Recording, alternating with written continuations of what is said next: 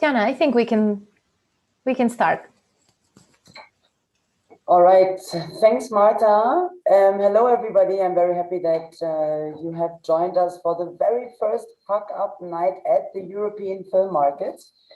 Fuck Up Night is a concept that I discovered a couple of years ago, and I found it fascinating from the very beginning. And I joined some of the events because it's a community that exists all over the world, and fuck up nights are organized regularly all over the world, all the time, because there's a lot of fuck up in the world, apparently. And I like the concept a lot. So when we organized the online edition of this year's European Film Market, we thought that might be a very nice idea, because especially film business is very secretive, and it's always about success and telling the good stories and everything that works out well. But people don't really like to talk about the things that don't work out well. But actually, I think we have to, well, we all know that failure is part of life, and it's better to live with it than try to push it away, let's say. And I think it's actually also like a weakness is actually a strength, or it's a strength if you can admit a weakness, and it makes you stronger, instead of like hiding all the possible things that don't go well. So I'm very, very happy that to open this door. So because I would like to open this door also in the film business, that we can talk to each other and really be frank and open about everything, because after all, it's always about the learning. And I think we can learn a lot through our failures. So I'm very happy that you have agreed to organize a Fuck Up Night during the European Film Market. Thank you, Marta. Thank you, Fuck Up Night team. Thank you. Thanks to the speakers who are here. And I'm very much looking forward to this very special event. And hand over to Marta and Alexi, who are going to moderate the session. And I wish all of us a lot of fun. Thank you. Thank you very much, Jana. For us, it's a great pleasure as well to be here, to be part of this festival, and to share, to spread the failures. Yeah, I'm Marta. I am based in Mallorca, and I coordinate all the special editions that Fuck Up Nights organized in this region, EMEA and APAC. And with me, we have Alexi. Alexi does exactly the same special editions, but in Americas. Alexi, you want to say hi? Sorry, hi everyone from Mexico City. Yeah, so, well, maybe you may have a slightly idea of what is all about, as what we just discussed, but maybe you have your doubts. Yeah, so we have prepared a little quiz just to know how far you are from the reality, from what exactly we are. And yeah, just feel free to click on what do you think Fuck Up Nights really is. You can see this in the in your screens, or what you would like to Fuck Up Nights to be. Okay, a little bit of everything. Well, sometimes we can make a mix. Yeah, so we have quite a few people actually guessing it right. No spoilers. We do have a few people believing that Fuck Up Night is about a swingers party, an evening to complain about life, a party where people get really, really wasted, or even an underground fighting club. Yeah, I know what you're thinking. We know what you're thinking, because, well, we honestly were hesitant whether we should show some screenshots from the inbox, like all the messages we receive in our contact forms. You will be surprised with all these people in the world wanting to have some parties, but yeah. Okay, I think we can continue.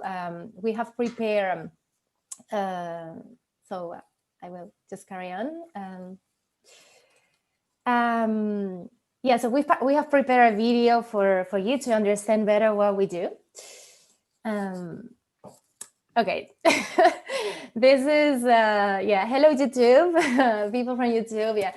Sometimes we have, with this name and with all the F words we use in our events, we are really struggling. We have a lot of like fights with this censorship from YouTube and a lot of social media channels. And just as a fun fact, we had to create our own video platform in order to avoid this censorship from YouTube. It's called Watch, in case you want to go and have a look. This was just a joke. The real video is here, so I just hope you enjoy it. Failure is everywhere, in business, communications, technology, politics, art. But we're constantly told that failure is wrong, that it's shameful. Nobody talks about it. Well, we do. Fuck-upping is a global movement that helps people break free from the paradigms that limit their lives. We use failure to encourage difficult, vulnerable, and meaningful conversations. Fuck-upping was created in Mexico in 2012 when 5 friends got drunk on mezcal and someone asked, "Why does everybody always talk about the Zuckerbergs and the Gates of the world, but no one ever shares their failures?" Since then, we've worked to share the failure through initiatives that challenge the status quo and transform failure into radical solutions that help people make better decisions. Fuck Up Nights is a global community in more than 300 cities across 90 countries where speakers share their stories of professional failure at monthly events.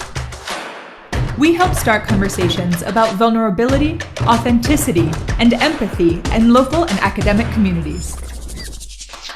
We are a group of non-traditional creators and radical minds working together to forge new economic and cultural structures.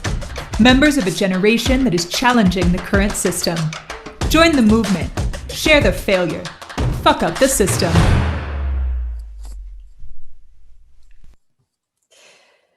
Okay, so why is it important? Why we still need to talk about failure?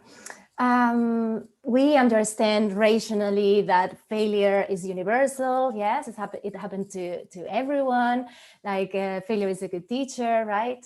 Nobody is born knowing everything, and we know this. But for some reason, it is really hard for everyone to talk about it. And as Jana said at the beginning, and honestly, for this event, it took us some time to find volunteers to share a story in front of you guys, in front of this audience.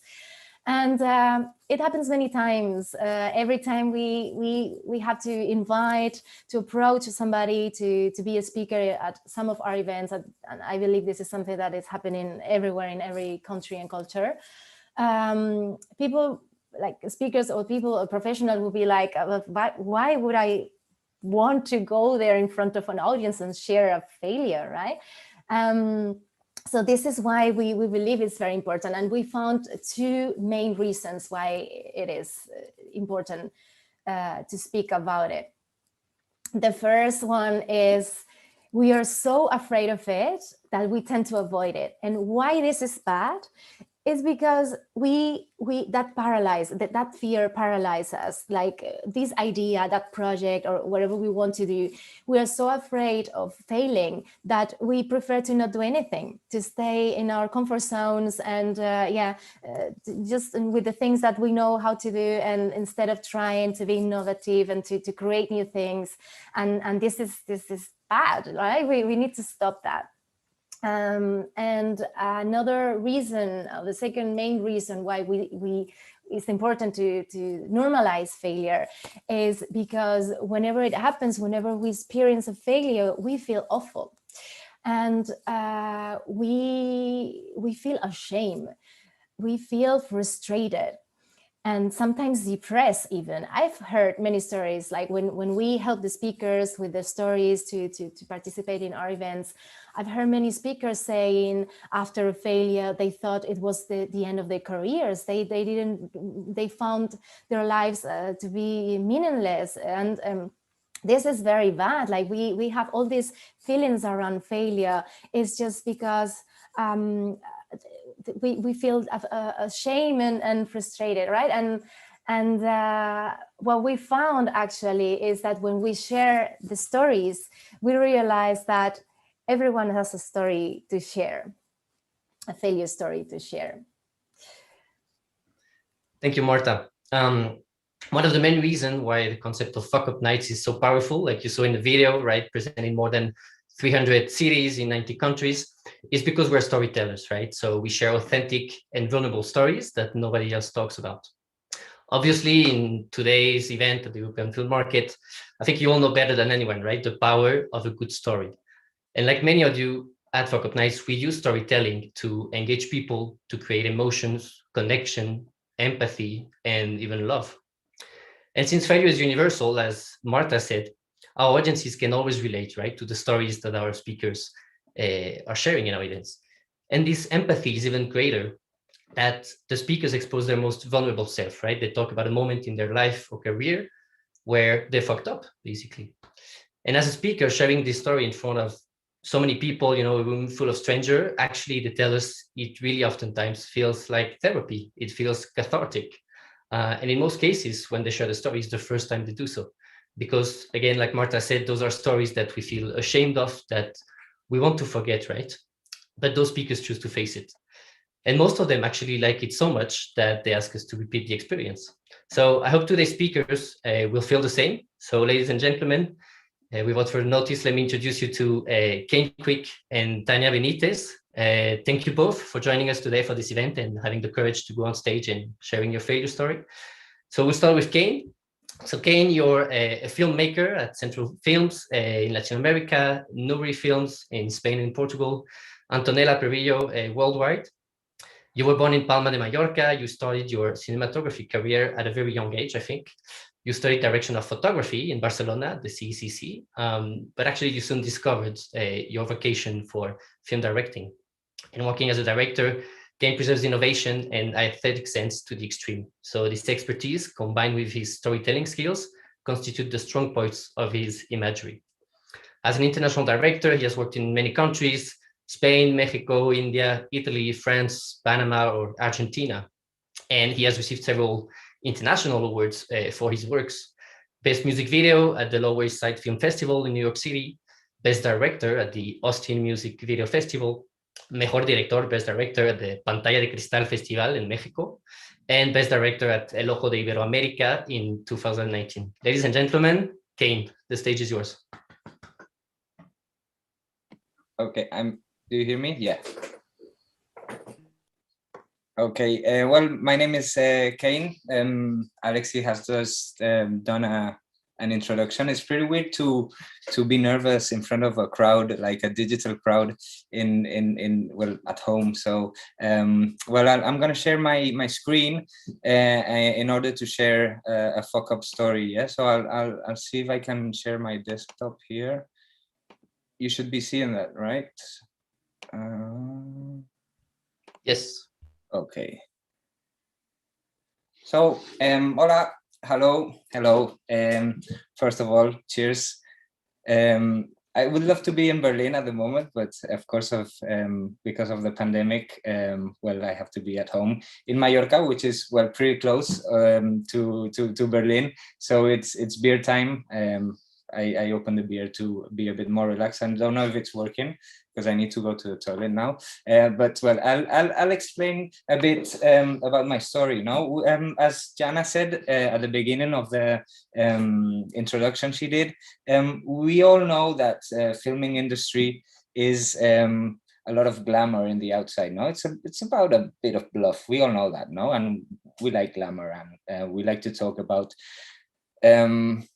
how nice it is from the outside. But at the same time, the people that work inside the industry know that it is an endless fuck up in the inside, you know. We all know that it's pretty difficult and tough and expensive to have an idea, no? And normally the ideas you have will probably end up in the trash of your laptop, probably, because you can't produce them. So it's very weird, and it's almost a miracle to end up producing a project or an idea that you've had, no? So when they invited me to have this speaking fuck up nights, I thought, well, it's going to be pretty easy, and I guess a lot of people that work in the film industry will also relate to these fuck ups, no? So as a quick start, I wanted to show a bit of my biography. This is me as a little kid in a set when I was probably 5, I don't know, maybe 4. I used to be a model and an actor for commercials, and that's how I fell a bit in love with the sets. And I ended up studying in a film school, right? And this image in the middle is all those years I did as a spark, as an electrician in the film industry as well, always with glamour, of course. I had my coffee machine with me. And yeah, tough work, okay, good fun. And this last image is me as a successful director. Directors win a lot of money and travel a lot and have successful lives, from the outside. Of course, from the inside, it's probably not so like that, no? But well, I just wanted you to know a bit of where I come from, right? And as a filmmaker, I think the biggest fuck up is when you have an idea, no? When you believe in your dreams, right? As I said before, normally they're not cheap dreams at all. So if you have an idea, you're gonna start shaking, and you're gonna have to find the way out to produce it, no? And of course, I don't come from a rich family, so I don't have money from the family to produce my crazy ideas. So well, this is a bit of the biggest problem, no? When you believe in your dreams, right? The problem was I had a dream one day with a friend. No, we did this music band. Okay, it was a bit of a experiment. This guy is a very talented musician. I was just starting to direct in my career. We did a music video that went pretty well in festivals.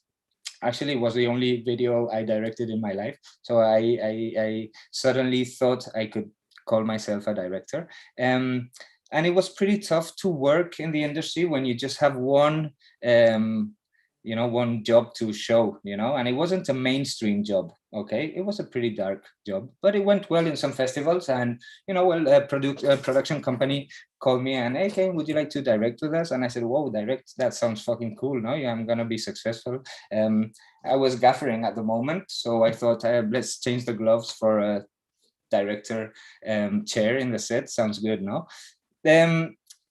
That was the worst thing I did in my life, because of course I used to have a job as a spark. I could pay my rent, and as a director I just had this one thing to show. And obviously for commercial stuff and all that, well, they didn't hire me. So talking with this guy, with Marco, we were pretty bored because we had a lot of time off and not a lot of money, and probably we smoked a joint that day, and we came up with this idea of doing like a super commercial band. Okay, let's do a super commercial band called Funk My Jesus. Okay, and let's do something that looks expensive, something that looks very commercial. Let's start thinking ideas so we can do a song and we do a music video for it. So you'll be like successful with your music, I'll be successful with my filmmaking, people are gonna love it. Okay, so where do we get the money from? Okay, no idea. Let's just think. Okay, so we started thinking ideas. Okay, so the first idea was this image I had in my head. Okay, that was I visualized like a guy shooting a gun while he's water skiing. Okay, so sounds pretty easy to produce. No, we just need an actor that knows how to ski and shoot, and let's shoot it in Mexico. Why not? Because it's very easy to find guns and shit like that. So yeah, let's sounds good.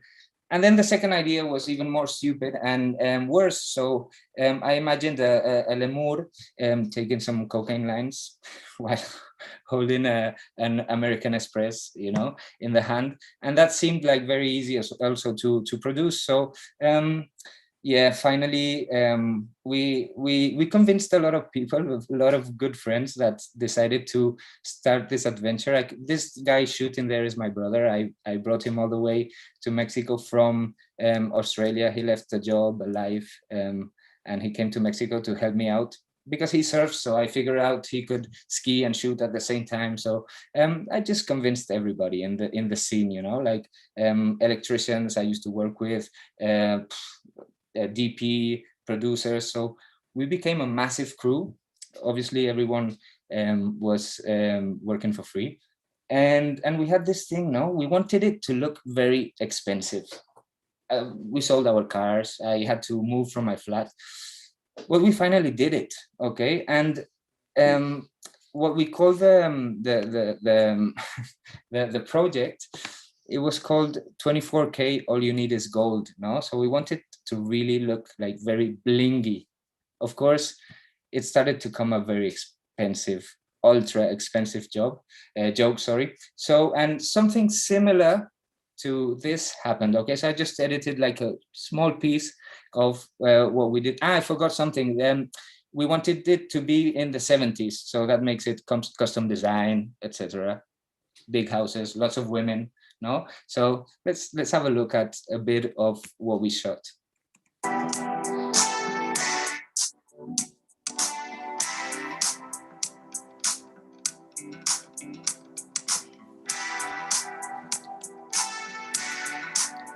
Boats.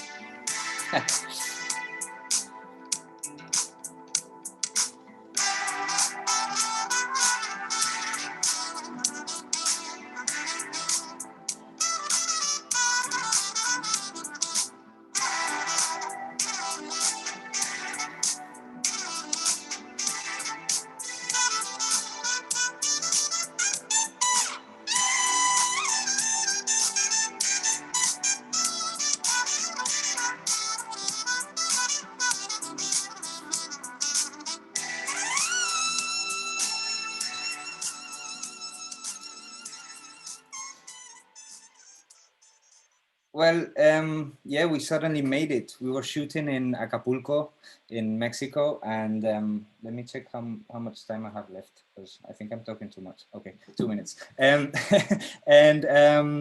yeah, we made it. So we were pretty excited, you know, like all the friends helped out, and not only that, like magazines started to call us. They really thought we were a real band. No, we were just bored and we pretended to do a band. So they interviewed us. We got some awards, like red carpets, all the glamour. I went to Austin for to get an award, and it was all fake, because I didn't have money at all. I was completely broke, okay?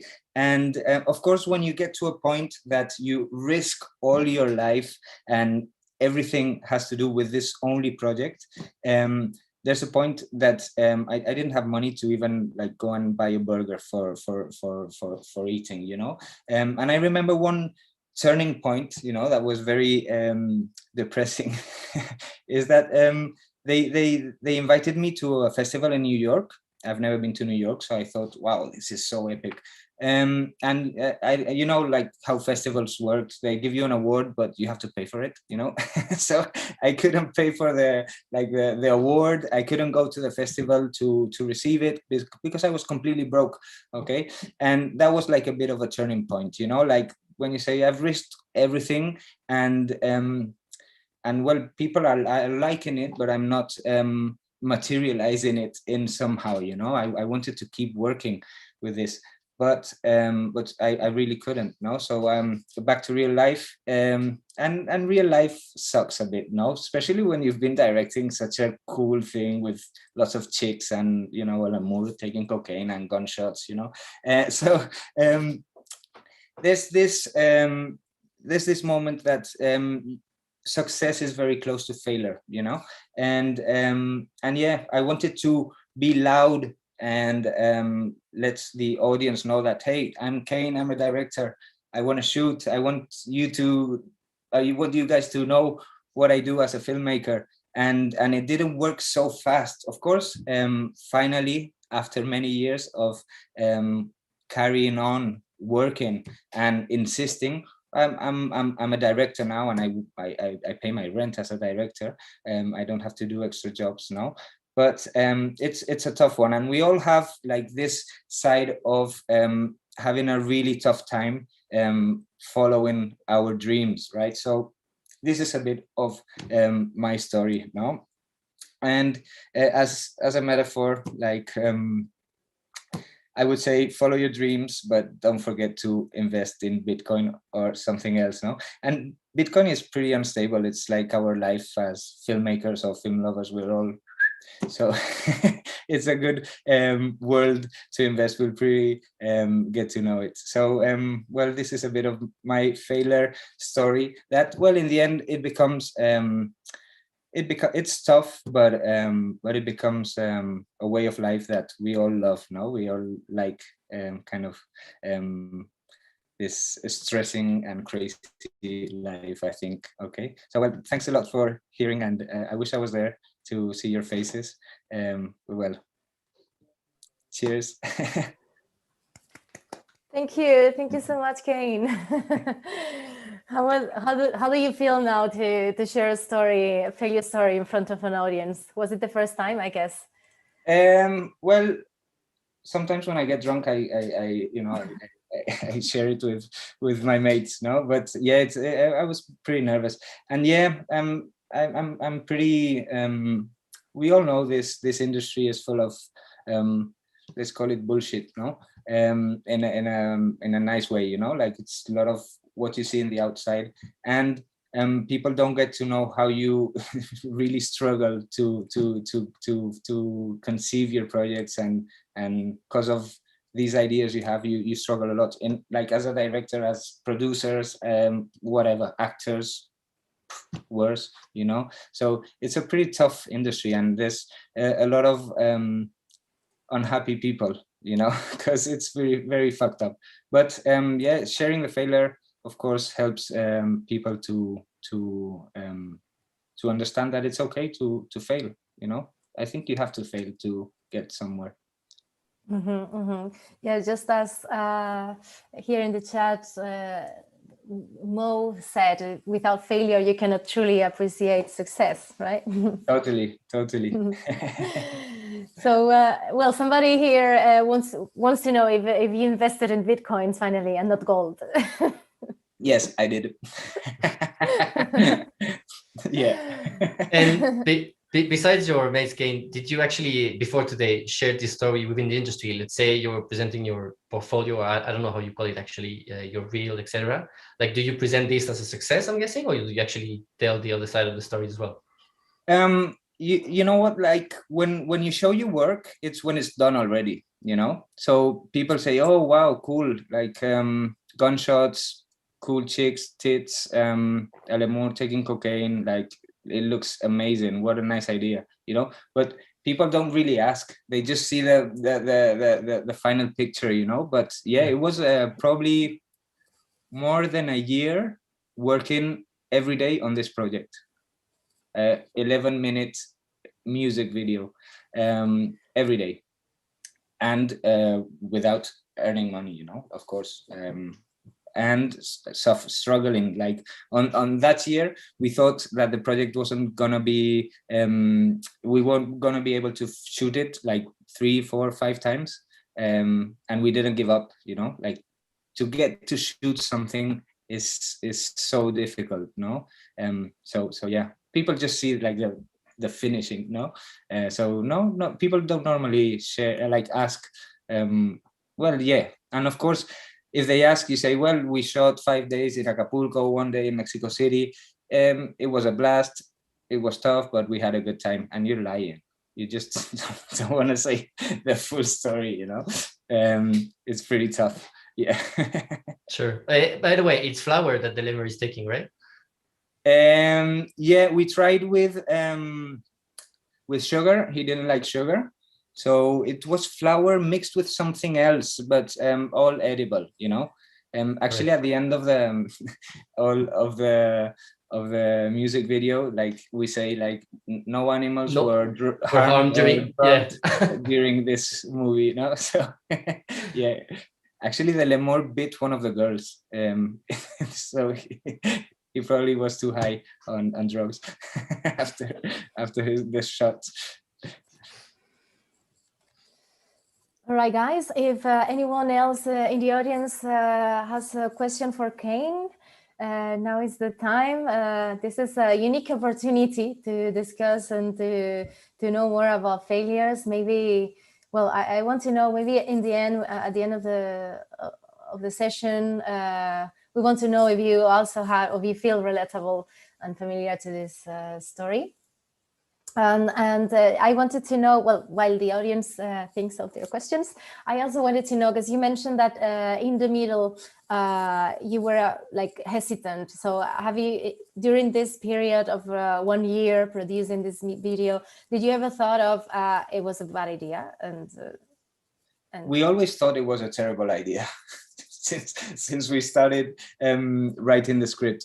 But there's a nice thing, while you're dreaming, you're not in the earth, you know. So you know it's a bad idea, but you just kind of don't give a shit, you know. And it's a nice part of being creative and not putting obstacles to what you are thinking or to your ideas, no. Then the obstacles come on its own, you know. So we were free in that moment, you know. When you're creative, you're free. Then you have to produce. That's the difficult part. Yeah.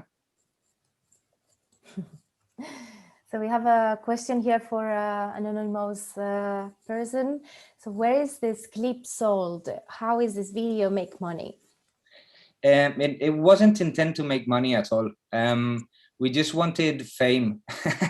No, we to be honest, we did it. Well, I did it because I wanted to become a director that had some exposure somewhere, no.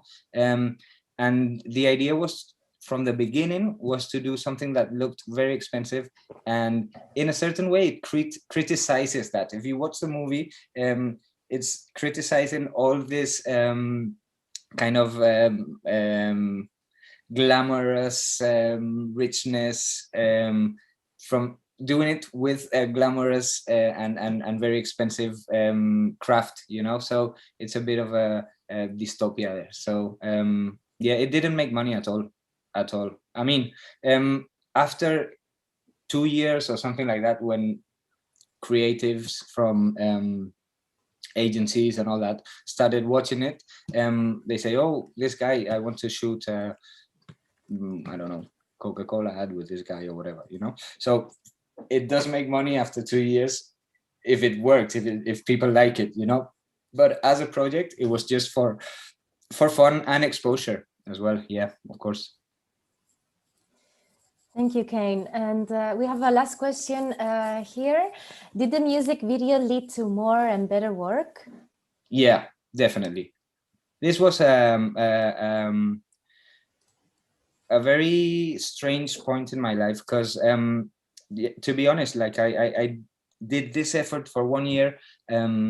I had this piece I was in love with, and people watched it and said, "Whoa, this is fucking amazing! Like we love it, you know." And the music is epic, you know. And I didn't have a job at all, you know. I was really struggling, but you have to be patient, you know. Things don't happen from one day to another.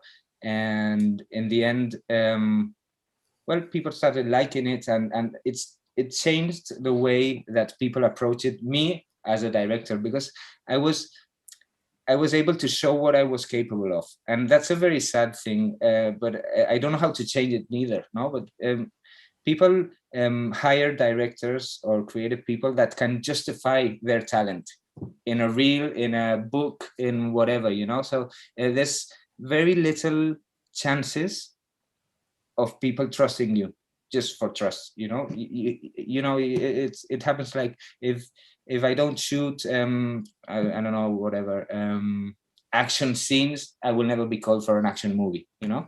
If I've never shot car ad, I will never be called for Volkswagen to do a car ad, because I don't have it in my portfolio. So it's a bit complicated to start, no, having those things in your portfolio, no. So it was an investment in the end, but it really came from this in a sense feel of freedom. I can do what I want. I can dream of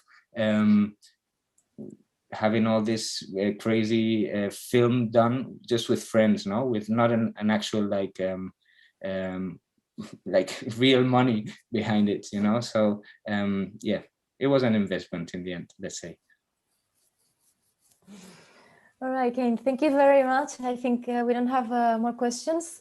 So we can see that your failure story lead to a succeed. So another reason why we shouldn't be afraid of failing. Thank you. Thank you again for sharing your story and for being part of Farab Nights at the EFM. Thank you very much, guys, for the invitation. Thanks. Okay, so we'll go with our next speaker. She's Tania. Tania is a Mexican film, Tania Benitez. She's a Mexican film producer, and with over a dozen films, she became the youngest Latin and first Mexican woman to be accepted at the Producers Guild of America. She currently collaborates as Vice President of Production at THR3 Media Group, a content producer of high commercial value to the Hispanic market for its distributions on all platforms. Tania has been recognized as one of the most influential producers in Mexico, and she has been granted with the Leadership Program Award by the British. Well, thank you very much, Tania. We are very happy to have you here and looking forward to hearing your story. Thank you very much for having me and for this space. I think it's incredibly important to be able to just present ourselves. I don't know if you have ever Googled yourselves. If you have, in my case, what I find is my biggest fuck up, because what I encounter is this film called Beyond the Mountain, which was the first film I intended to produce. So as a producer, I believe that our work is one of the most magical works in the world. Just having the opportunity to materialize the vision of a director and projecting it everywhere, even though it has its risks and you have a bunch of nightmares to go through, I believe it's one amazing opportunity. But back in 2014, I had a television background on doing non-scripted content. I was working on a film production company that had a lot of recognition in Mexico because of the film festivals and because of some high commercial films. And I was working directly with this producer that is, well, he has worked in Hollywood films and he has worked in many kind of films, and I was directly like learning from him. So after all these years that I've been working with him, I believe that I'm ready to take the next step and become a producer. So I go with all my enthusiasm. I have just envisioned myself like that, because that's how I believed producers look like, very happy and on location and everything. And I tell him, you know what, I think I'm ready to produce. And he listens to me very carefully. And he was like, okay, but you do know that you have to find the script first, and you have to gather the people, get the funding, and then we can talk about that. I'm like, yeah. I've totally seen you, and I've seen what you do. I believe I can do this. I'm totally prepared. He was like, okay, but it's really not the right time for the company for you to go in that way, because we have still some things to do. We were preparing a very high profile film that actually never got to be made, but I begged him to give it to me, and he says, okay, when you find a script, you can do it. And I go like, well, I already have a script. And it was a script that it was brought to him actually by the writer and director of this film, Beyond the Mountain. And it was a story about family and about forgiveness and the relationship between the father and the son. And I am totally in love with it. And the script describes this area that's a biological reserve in the north of Mexico in a state called Chihuahua. And I believe that if I hurry up and get all the elements in, we will be able to shoot it in winter, in the following winter. So he goes like, okay, if you truly believe in that, then I'm here for you. I'm happy to co-produce with you. Let me know what happens. And I think that he never imagined, and neither did I, that everything will happen like at a line so fast. So 6 months have passed by. I already have great co-producers, including him. I have a fantastic crew to get into that work. I found some local funds in Mexico granted already, and the investors to get into the tax incentive program. So I'm feeling hyper empowered, and I'm like, really, this was producing? So, I mean, I'm getting a bunch of funds without having any other plans. And I know the story is good, but it's an opera prima. So if it's like this easy with these ones, why is everyone complaining about it or telling you to wait a bunch of years before getting into that role if they have some other elements that are more attractive for distribution companies, like some more experienced directors or anything? But then I have my first reality check as I get approval from the tax incentive, but they only give us half of it. So I now have the obligation to get the film done, and I want to do it, but I don't have half of the budget. So winter is coming by. I know that I'm gonna miss that winter, but then I start working endlessly for another 6 months, get again the investors to make this film.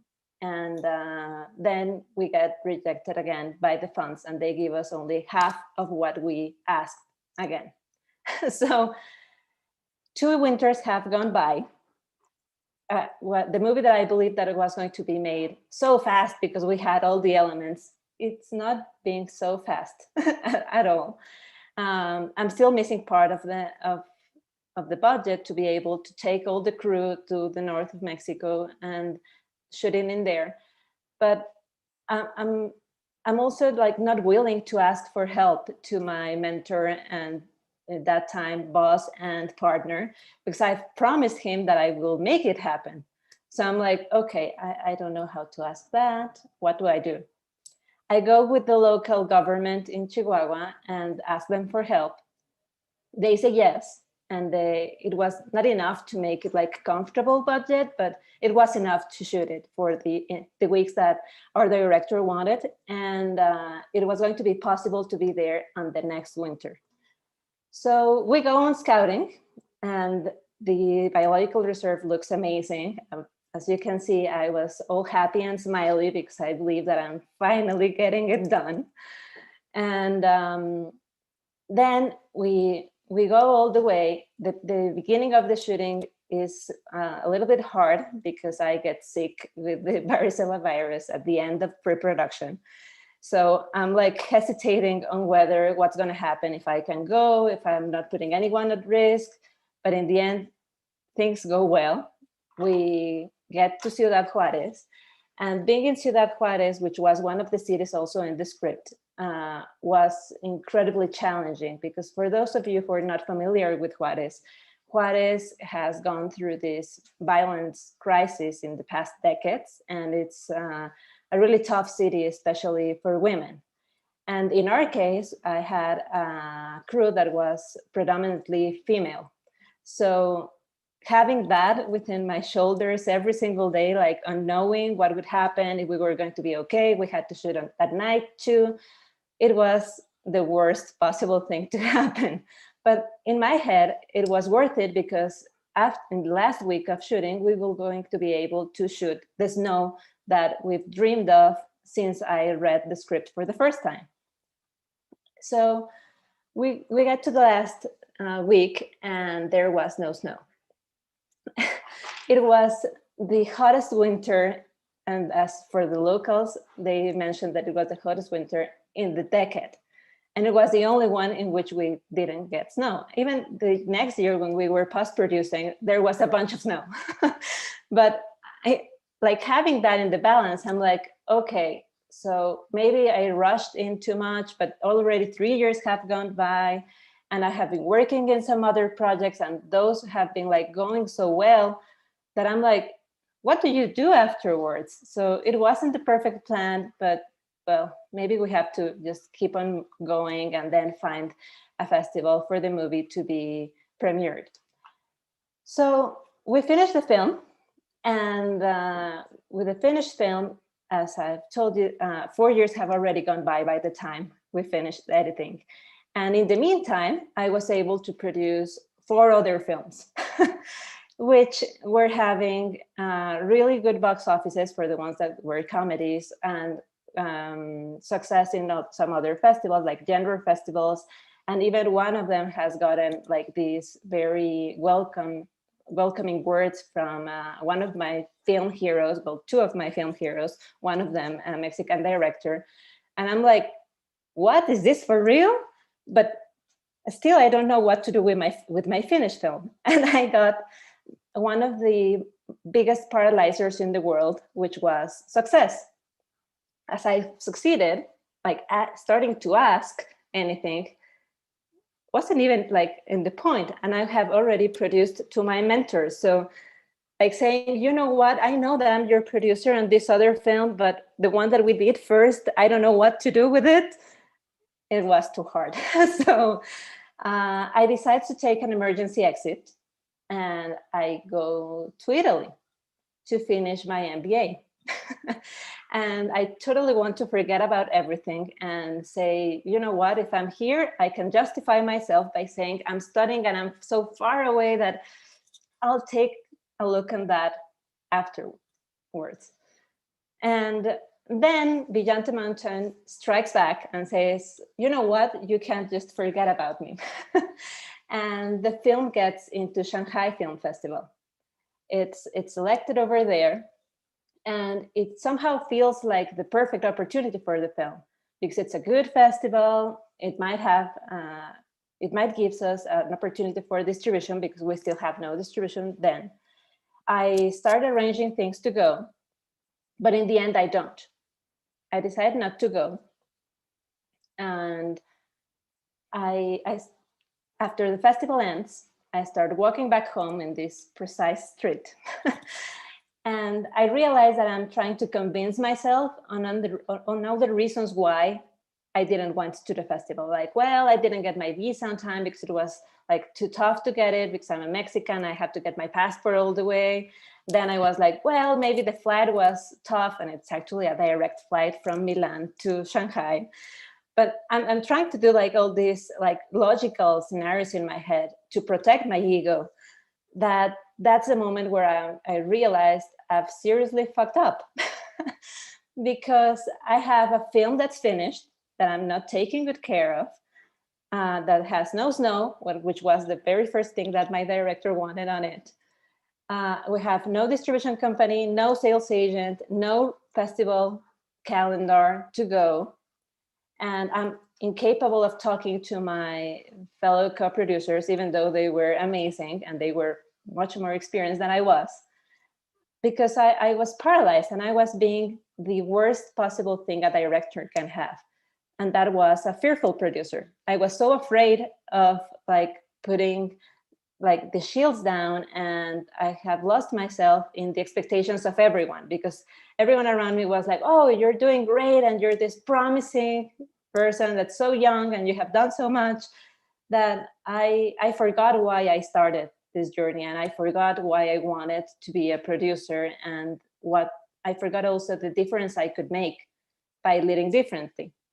So after failing and failing all over again to Beyond the Mountain, I believe that the movie produced me, because there's no possible way I can make things up for the director for all the times I refused or I was unable to use my voice to go and write an email and ask for the favor for someone to take a look at it, or for someone to tell me what was possible to do. Even all those festivals that have reckoned the other films, or this rock star director that was saying, hey, your work's good. And so my main takeaways of all this long journey that took almost 5 years, I guess, are, first of all, ask for the favors and ask the questions. Because if you do so, you let yourself be vulnerable. And in my case, I was so afraid of losing like the authority I've already earned, or the status I had within my tiny bubble of the industry, that I wasn't able to learn all the things I could from all the people I gathered in a team. The reason why I was so thrilled of having them.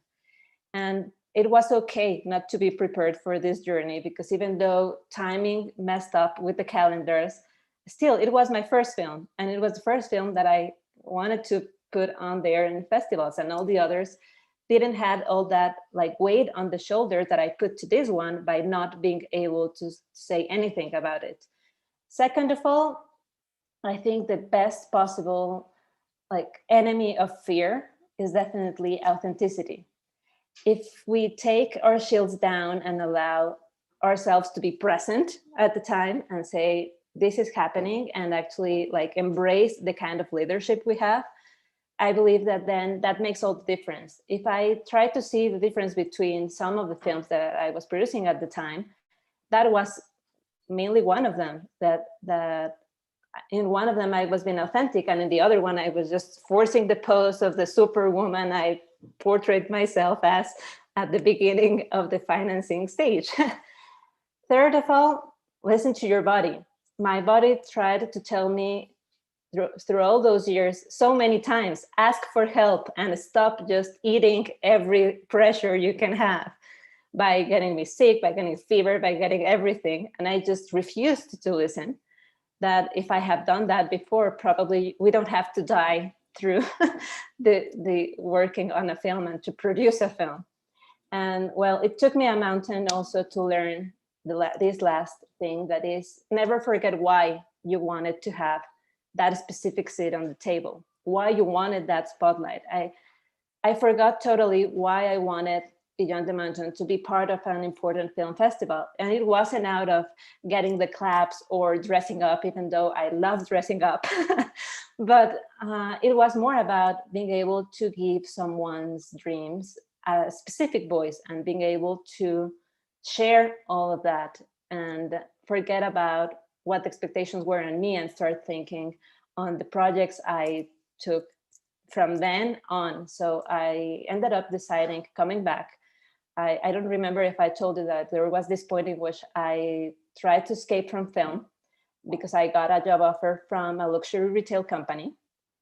And in the end up, I start to grasp my dream and say no to that glamorous exit then again, like staying in Milan, working for luxury. It was perfect narrative, but that wasn't honest. It wasn't true to who I was. So I came back to Mexico and said, okay, I'm sorry. And I'm still saying sorry to the director and to my fellow co-producers, but then we took it from there. I'm unable to put back like the time that we lost, but then I'm trying to make it up every single day for the next projects that I get into. And that's my fuck up story. Thank you.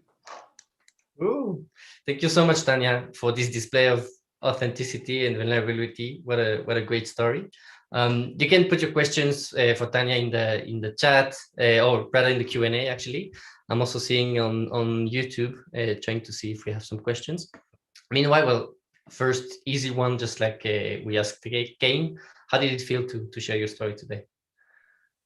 It was, from preparing it was so challenging, because it was, I didn't even remember all the like bad things that were happening. And until I started writing it down for me to share it today, it was the point where I realized that it was out of fear that I didn't went to Shanghai. I was still telling myself that I couldn't go because of a bunch of things.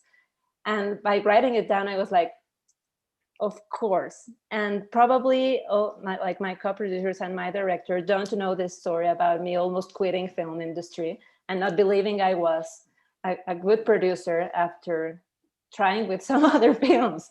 So it has really been enlightening. You. And when you look at Google now, because you were saying I actually checked and that's indeed what I appeared in Google, do you have bad emotions or shame or something, or do you see rather the side? I love that sentence you had, that the movie produced you. Like, does it remind you of the positive aspect, the learnings, the self-growth that you had from it, and as a person, as a producer, or was it mixed feelings still when you see that Google page? it's a friendly, painful reminder because I think that like by growing in this digital era, we always dream on Googling ourselves and seeing this fantastic story around, or I don't know, asking Alexa about you and Alexa telling you a fantastic story about you. But in the end, when I do that, I'm like, okay, let's don't forget.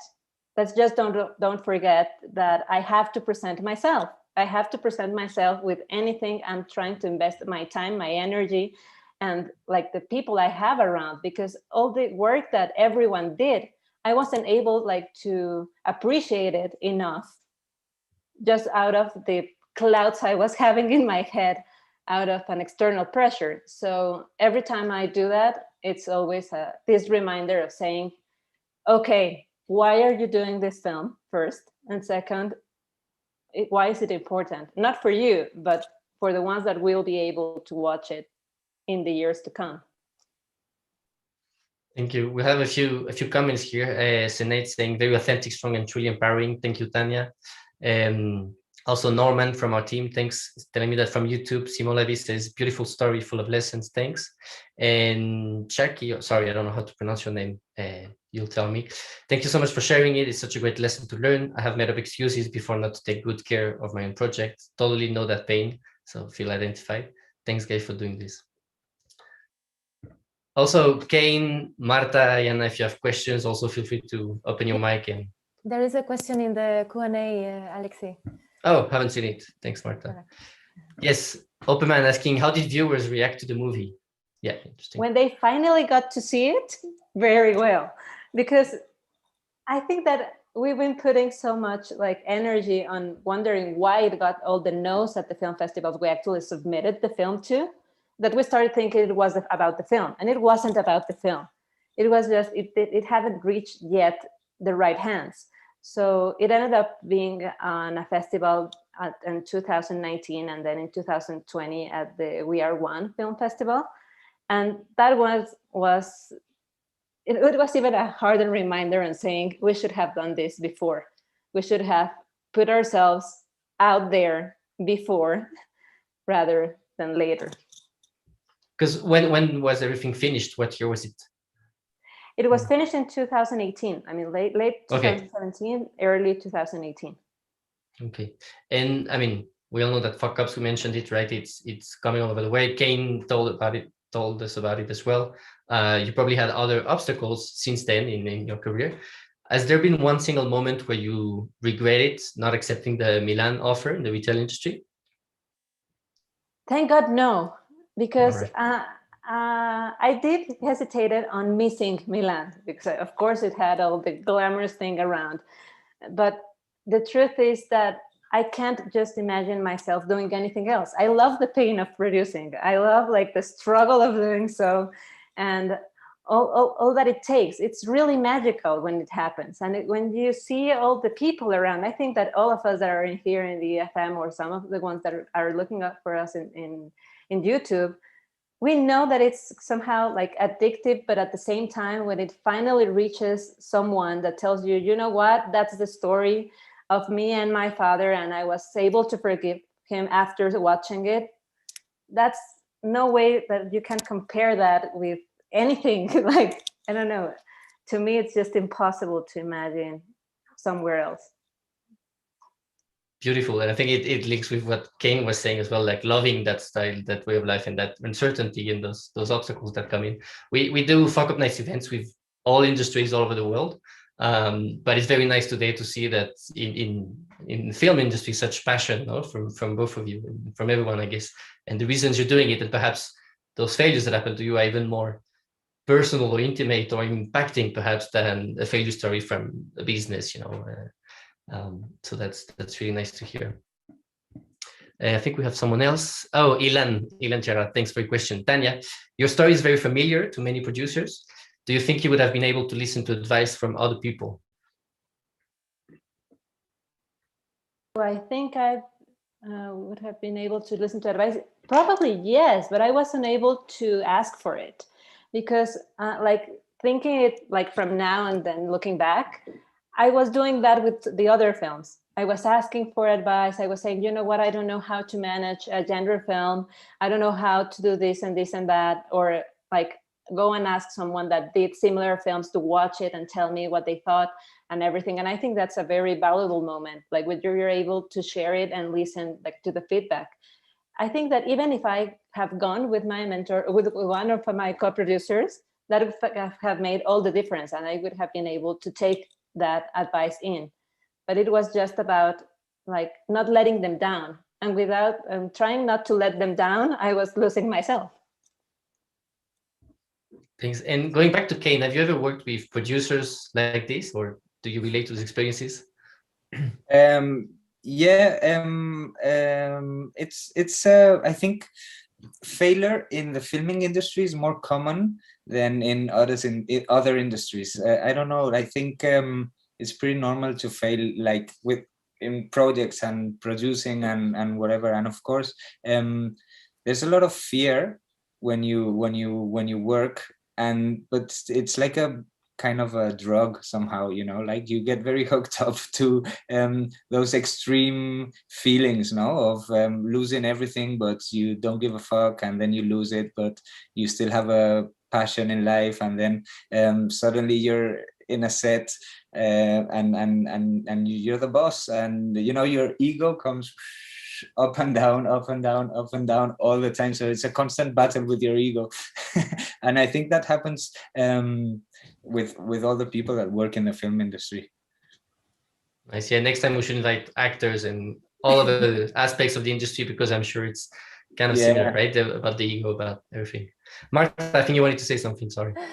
Yeah, I wanted to ask Tanya, because if the co-producers, your colleagues at your company, did they ever know about your struggle to ask them for help, and what they said if they found out?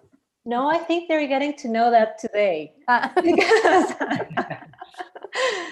Because I started asking for that and like gathering in after returning from Italy. That's where I said, okay, I have to take responsibility on this. And I was able to look our director into the eye, because I wasn't really able to do that for a long time. So, yeah.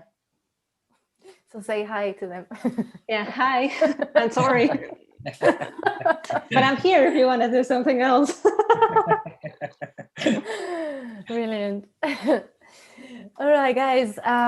So if you don't have any more questions for the speakers today, I have a question for you guys in the audience, because we've read many of your comments saying that you relate to the stories that sound familiar to you. So we'd like to open the mic for those in the audience who would like to share a story, because we've experienced in our events that we feel this connection, we feel this empathy, we would like kind of share similar stories. So I don't know if anyone in the audience would like to share something. If so, I mean, you can raise the hand and we can include you, invite you to the stage if you want, because that would be very interesting. This is a unique opportunity. Ilan. Ilan. Hi, Let's Ilan. see. Nice. I'm glad. Wait, let me. He's available.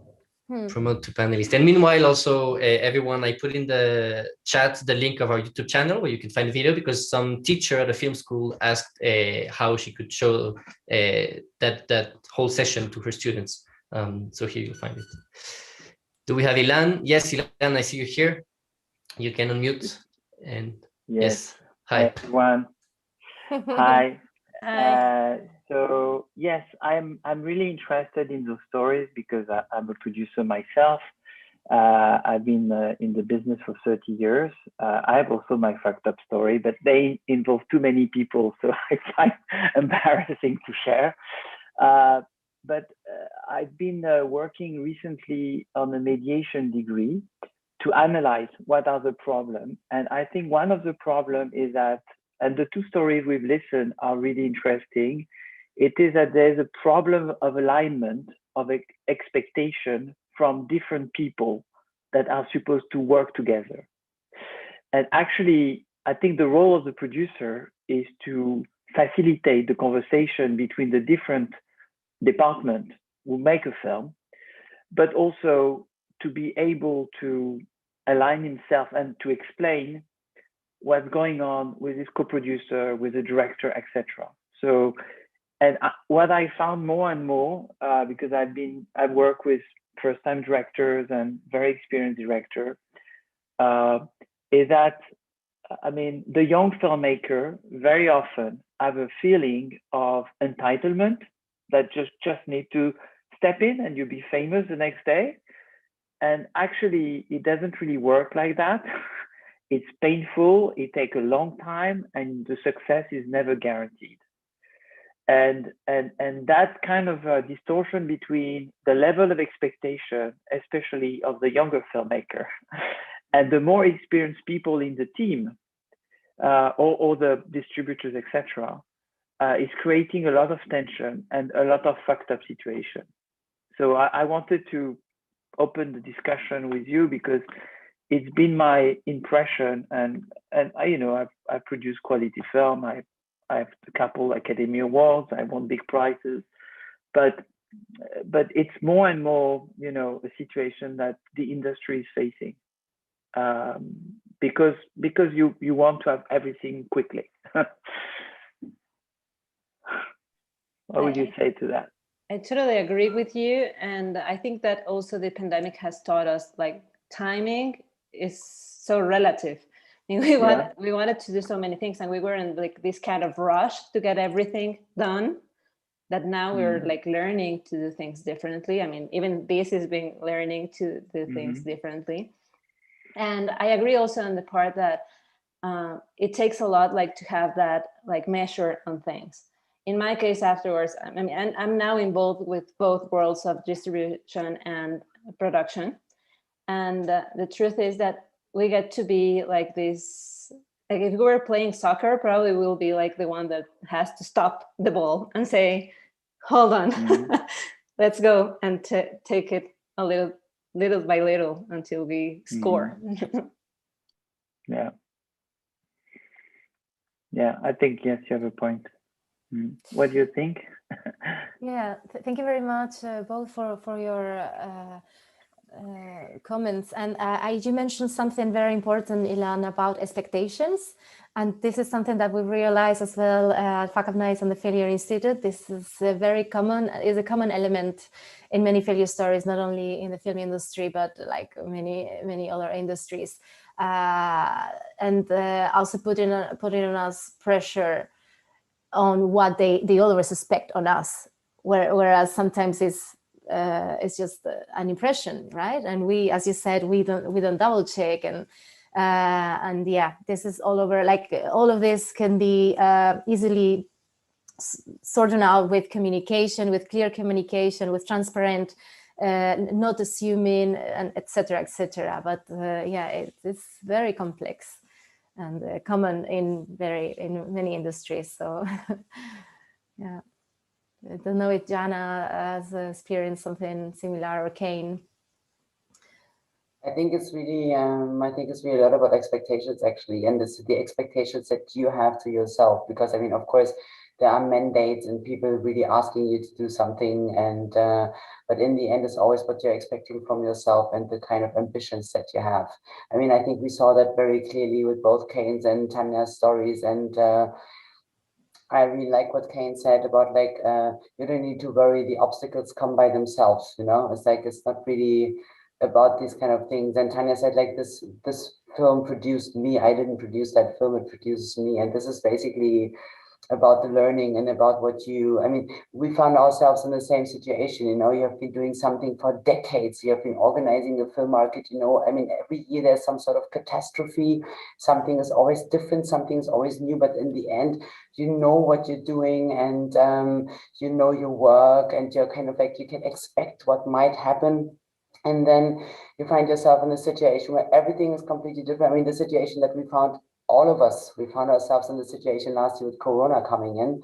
And then we were really clutching to the straw until the very last moment. So like, we are going hybrid, you know, we are sticking to this like one thing, which is going to be physical, because this is what we know, this is what we can handle. And then really also clutching to it for a bit too long, and then finally realizing, no, this is not the situation. The second wave, the third wave, the fourth wave, some sort of mutations. And then you realize, okay, we have to do this online. And then you find yourself in a situation where you have to reinvent something that you have no idea of and that you have no experience with. And to try to say, okay, we do the offline, we just do offline to online, you know, and just do it. And then you find out like this is not possible. It's not possible to just translate things on a one-to-one basis. Like you can't translate your dream. I mean, Kane, I really loved that you had the limo really sniffing cocaine. I didn't really imagine that this would happen, that you really have this scene with this animal. Is great. I have to send you a very great video clip, by the way, after the show. But it's really, and also what Tanya said, like you have your vision and your idea, and then you're kind of pursuing it. And we made the mistake to say, like, okay, it's offline, we put it onto online. And then you'd be like, oh, we have hygienic measures. We can't have, even if you have a studio where you produce stuff and you don't do everything on Zoom, you say, oh, but I can't have 10 people on stage. It's not possible because they have to keep distance. So you have a 30-meter stage. It's not possible to get that. Okay, you have to rethink all the concepts that you've like been working with forever. And then you're like, okay, well, online it's easier, right? I think we need less personnel. It's like, you can just do it like that. And then you find out, no, it's double work. It's not half the work, it's fucking double the work, because like we don't know what we're doing.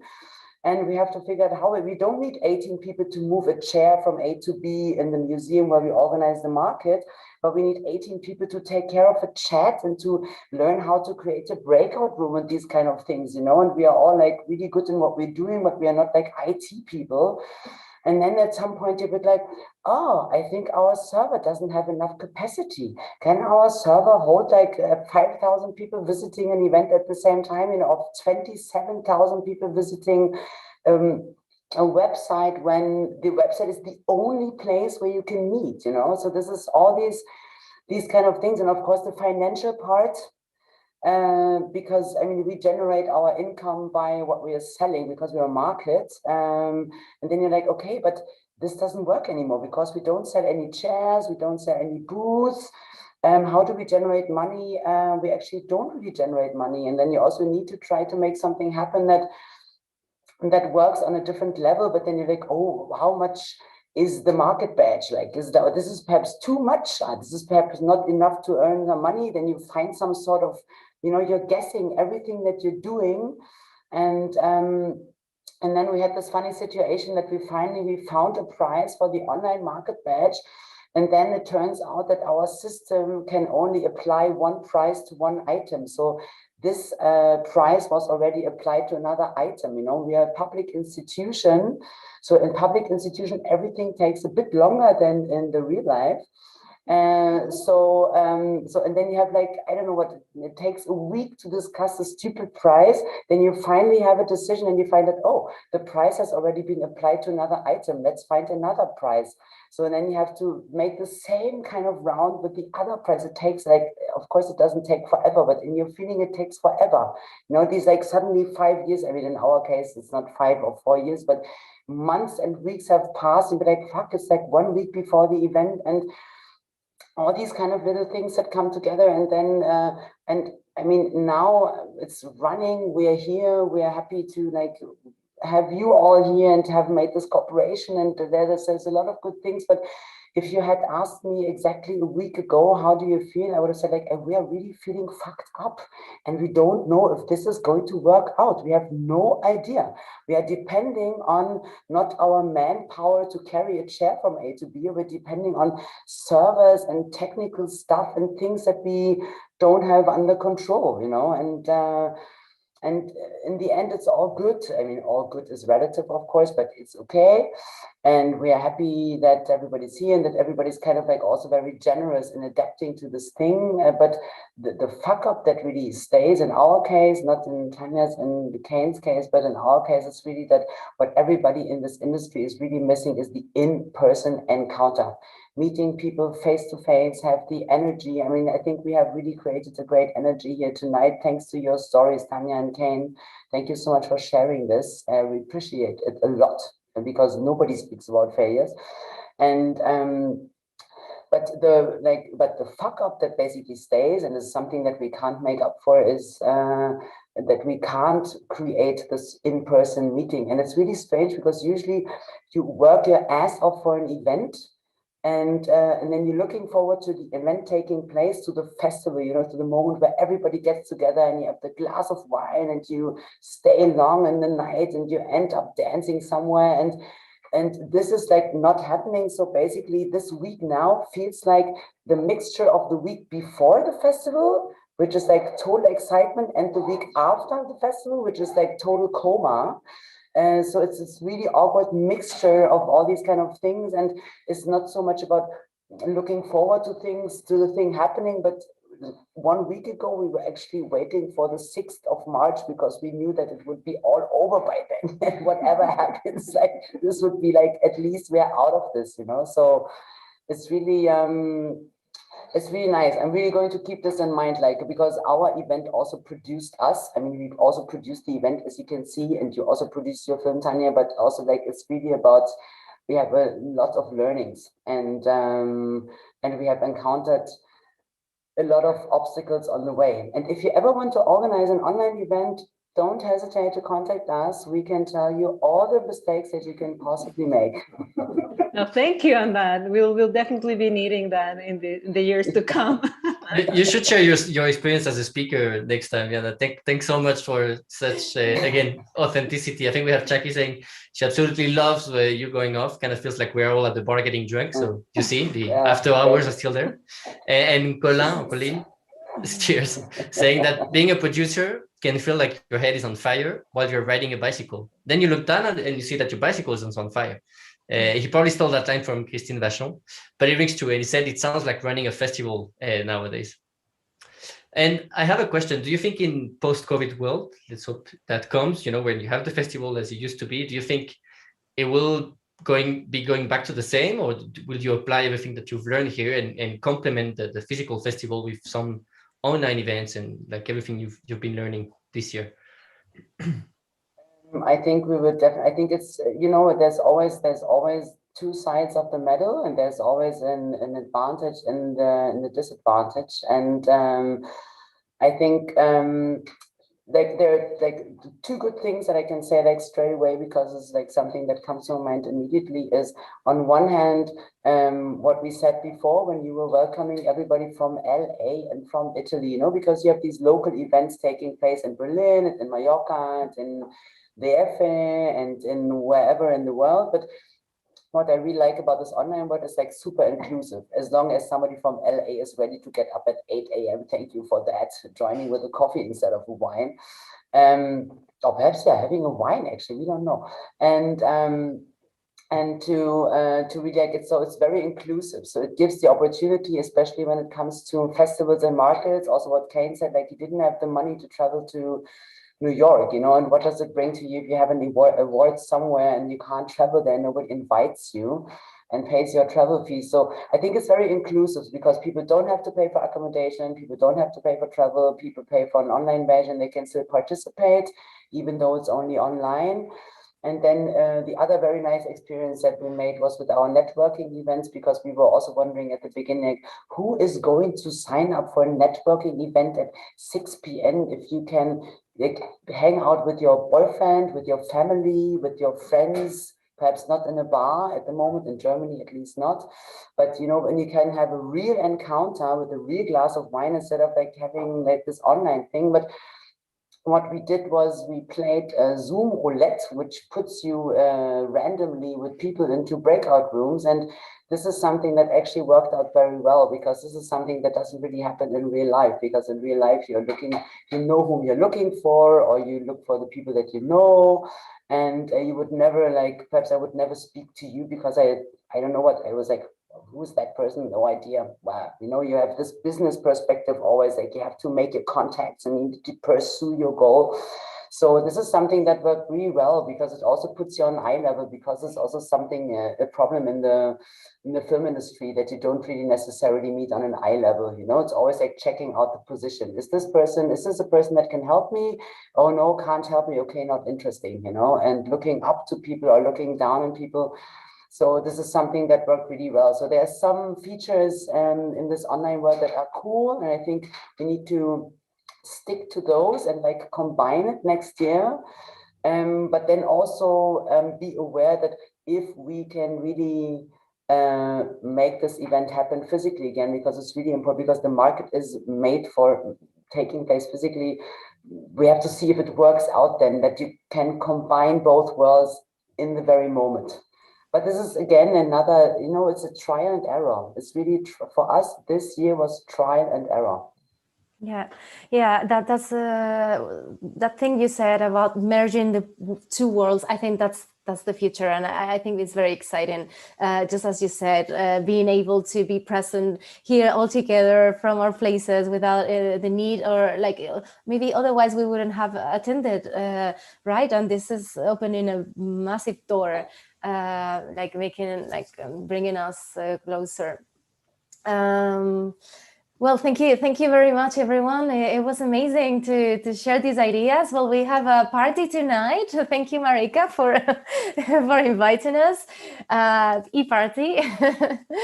Well, thank you very much, guys. It was really amazing. Thank you, Tane. Thank you, Kane, for sharing your stories. Thank you, Ilan, as well, for jumping up on the stage, and Jana for your open mic story. Alexi, always a great team member. So yeah, don't know if you want to say some more words, Jana, or are we? Well, I would just like to thank you. Thank you for sharing this with us. Thank you for opening like fuck up nights to the film industry, or let's say to the European film market. And I'm very happy that we have opened this door, and I would say we have to build up on this, right? In order to create authenticity and like the real thing, and not the golden shiny glitter, which is very limited to very limited people. Thank you very, very much. Thank you, Martha. Thank you, Alexi. Thank you, Tanya. Thank you, Kane. Thank you for everybody who was here. Thank you. See you very soon. Thank you so much, everyone. Have a great night. Bye-bye. Night.